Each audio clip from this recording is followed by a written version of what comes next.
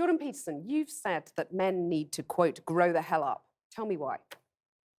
Well, because there's nothing uglier than an old infant. There's nothing good about it.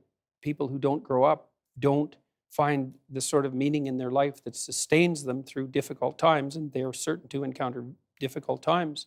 And they're left bitter and resentful and without purpose and adrift and hostile and resentful and vengeful and arrogant and deceitful and of no use to themselves and of no use to anyone else and no partner for a woman, and there's nothing in it that's good. So you say, I mean, that sounds pretty bad. You're saying It's there's a bad. crisis of masculinity? I mean, what do you do about it?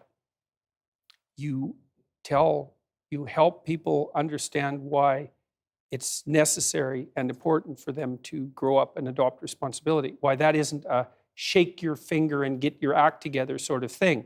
Why it's more like a delineation of the kind of destiny that makes life worth living. Plenty of women that are watching my lectures and coming to my talks and buying my books. It's just that the majority of them happen to be men. What's in it for the women, though? Well, what sort of partner do you want? Do you want an overgrown child?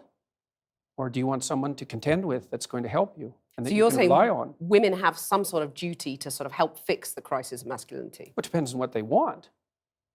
No, I mean, it's exactly how I laid it out. Like, women deeply want men who are competent and powerful.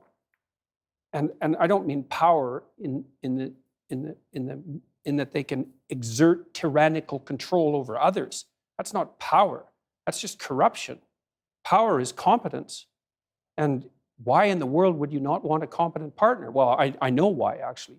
You can't dominate a competent partner. So if you want women domination, want to dominate, is that what you're saying? No, I'd say women who have had their relationships their relationships with men impaired, and who are afraid of such relationships will settle for a weak partner because they can dominate them. But it's a suboptimal solution. Do you think that's what a lot of women are doing? I think there's a substantial minority of women who do that. And I think it's very bad for them. They're very unhappy. It's very bad for their partners, although the partners get the advantage of not having to take any responsibility. But what gives you the right to say that? I mean, maybe that's how women want their relationships, those women. I mean, you're making these vast generalizations. I'm a clinical psychologist. Right, so you're saying you've done your research and women are unhappy dominating men. I didn't say they were unhappy dominating men. I said it was a bad long-term solution. Okay, you said it was making them miserable. Yes, it is. And it depends on the time frame. I mean, there's intense pleasure in momentary domination. That's why people do it all the time. But it's no formula for a successful long-term relationship. That's reciprocal, right?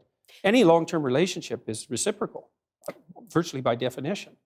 So